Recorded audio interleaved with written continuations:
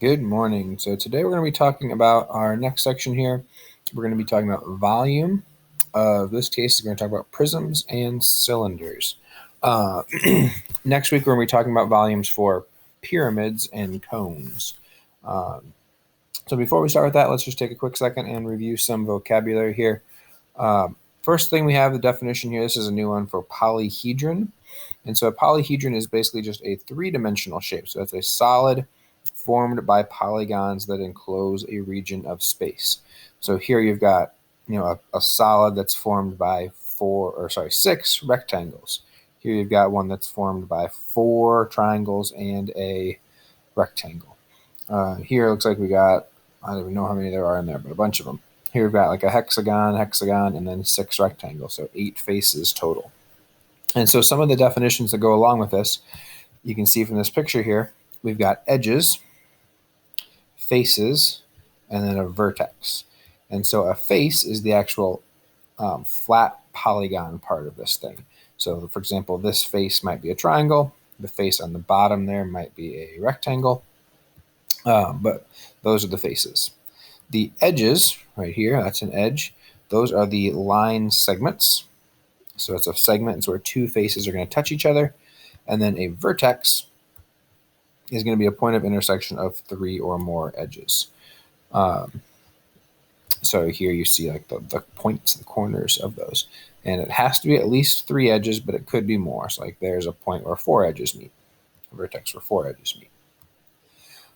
So these polyhedrons, some of them have some special names here, and they're all kind of based on how many faces they have. So a tetrahedron, there's an example of a tetrahedron. If you've never seen that prefix tetra before, you've probably seen it in Tetris. Tetra means 4. If you notice, all the Tetris pieces have 4 blocks in them. So a tetrahedron has 4 faces. A hexahedron has 6 faces. So a cube there is a hexahedron. A decahedron has 10 faces, so on and so forth. Not really super important that you know those names. These ones are quite a bit more important. So the ones that we're going to be talking about today are mostly prisms. So the big thing about prisms here is we have 2 congruent parallel bases.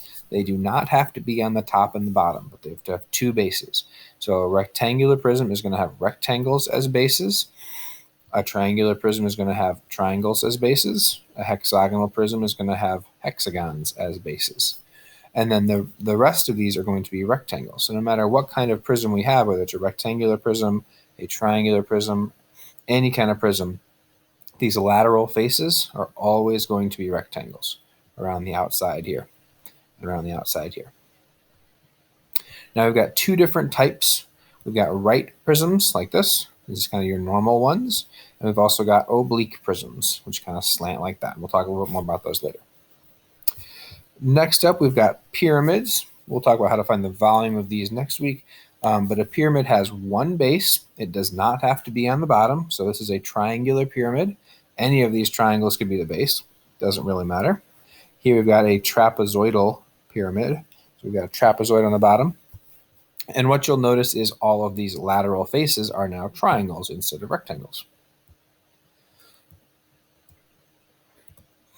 Next up, we've got cylinders. These are the other ones we're going to talk about today, and you'll kind of see why when we get to their formulas. Cylinders are not polyhedron because they have curved surfaces instead of polygons, flat surfaces.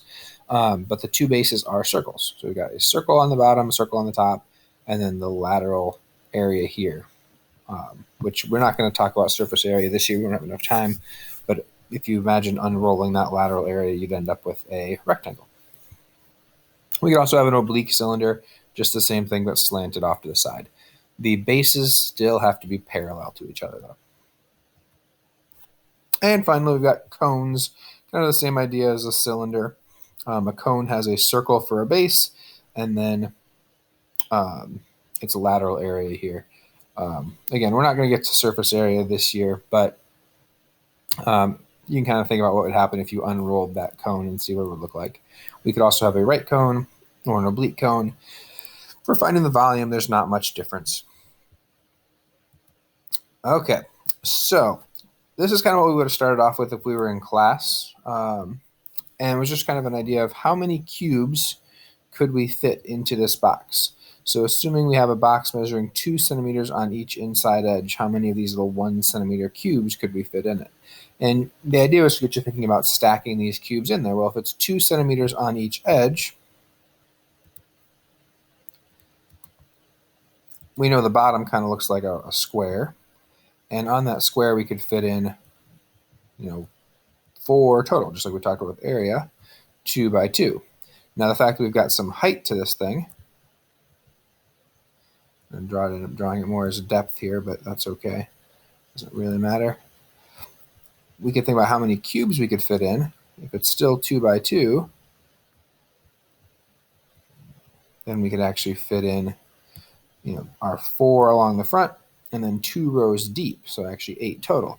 So 2 times 2 gives us that, and then times 2 gives us our depth there. And so when we're thinking about finding the volume, that's kind of the idea. One quick note here on volume, we're talking about the total amount of space that an object takes up or that's contained in a solid. We've talked about this already. Dimensions like lengths are measured with normal units, meters. Areas are measured with things like square meters. And volumes, spaces, are measured with cubic meters or cubic inches, whatever we have. So we want to find the volume of something like this rectangular prism. All we're going to do really now is just use multiplication. So we could find the area of one of these layers. It's 1, 2, 3, 4, 5, 6 units long. So 6 units along the base, maybe. It looks like it's 1, 2, 3, 4 units there. And so our first layer here took 24 blocks. That's the area of that little base there. Now to figure out the volume, we just have to think about how tall it is. So 1, 2, 3, 4, 5, 6, 7, 8 units tall. And I can't do that in my head, but if I have 24 in each of these layers, and there's 8 layers, I just need to take 24 times 8 to get that. And so you can do that if you want. But that's how we'd find the volume of something simple, like a little rectangular prism.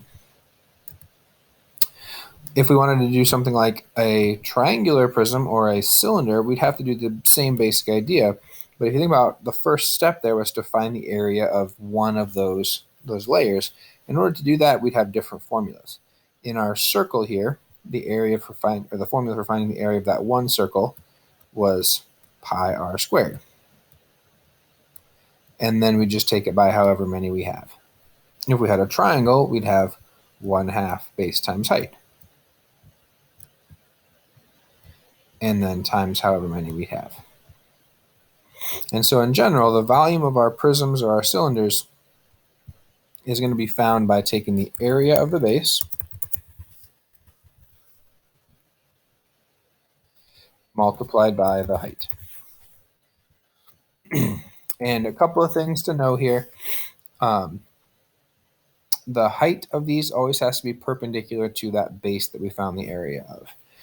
If it's a right prism, that'll be fine. If it's an oblique prism, if it's off slanted to the side, then you'll have to make sure you've got a right angle height in there.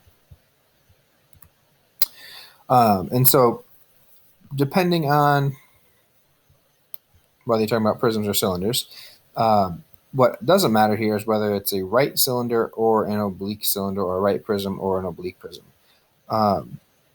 The volume formula stays the same. What really matters is how you measure the altitude. So in a right cylinder, it's pretty obvious. The altitude is just the height there. In an oblique cylinder, we have to make sure that we're not measuring this as the height. That's not the height. The altitude or the height has to be measured perpendicular to the base, like the distance between the two bases. That's what really matters. So we're going to go ahead and do probably one example here. I'll do together. I might have you do the last one, the next one here on your own first. So here we've got a prism. And if you're trying to look for what the bases are, you're looking for the sides that aren't rectangles. So here I've got a trapezoid on the front and a trapezoid on the back. So this is a trapezoidal prism. And I've got 4 right there. So the way I like to do these is I start off with finding the area of the base.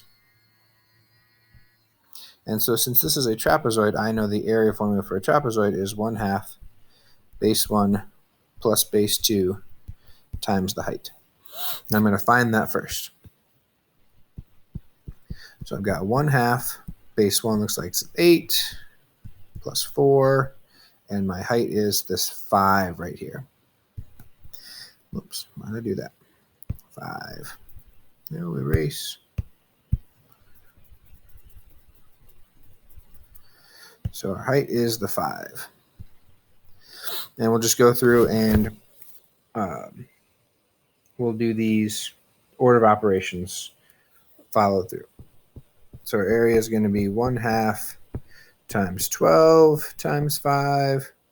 1/2 times 12 is 6. So 6 times 5 is 30 square units. That's the area of the base. Now when I want to find the volume, I'm going to take the area of the base. A lot of times you'll see this as big B times the height of the polygon, or height of the prism. And so the 10 is that height of the prism. Even though it goes back instead of up and down, it's still the height of the prism. So I take the area of the base, which is 30, times the height, which is 10, and I end up with 300, and this is going to be in units cubed. So there's inches or centimeters or whatever, cubic inches. Okay, now I'm going to give you this one. I want you to do this one on your own, and then we'll come back and do it together. On these, I'm just going to have you go approximate. So just use the pi key on your calculator, or 3.14. You don't need to leave these in terms of pi. Okay, so we're going to start off again by finding the area of the bases. So the bases are circles here. So we've got area equals pi r squared. And it looks like 6 is my radius. So that's going to be pi times 6 squared. And then make sure you're following order of operations here. 6 squared is 36. And then multiplied by pi.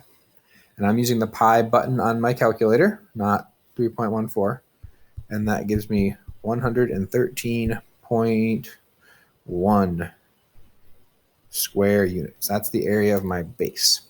Now, when I go to find the volume, I take the area of my base times the height. The big question is, which one of these is the height? This 9 is not perpendicular. It's the slanted height there. We don't want that. That's not it. The 7 is the height we want because it's perpendicular to that base. So I'd have 113.1 times 7 for my height. And I end up with 791 units cubed. Okay, and the last one I want to go through here is more of an algebra problem. Now we've got a rectangular prism, and instead of having units, like numbers for our sides, we've got variables. Now the thing is, this really doesn't change how we do this problem. So we're going to start off the same way. I'm going to write down the area of the base, and since the base is it's actually a square, but a rectangle, base times height, and I'm going to use x for my base and x for my height. So I'd have x times x. Well, x times x is just x squared. So even though it's not a number, that's the area of my base. Then when I want to find the volume, I'm going to take the area of the base times the height. Well, the area of the base is this x squared, and my height is this 2x. And if we go back to algebra and remember how to deal with that, the x squared times the x is going to give me an x to the 3rd power, and then the 2 in front. So my volume is going to be 2x cubed units squared. And so there'll be one like that in your homework too. Most of them are going to be just like this, finding the volumes of some different prisms and cylinders. And for the cylinders, I'm just going to have you round. I think it's rounded to the nearest 10th or something like that. You don't need to leave the pi's in those. And then I'll put one in there like that just to see how you do with those. So right below this assignment, there should be a link to your homework.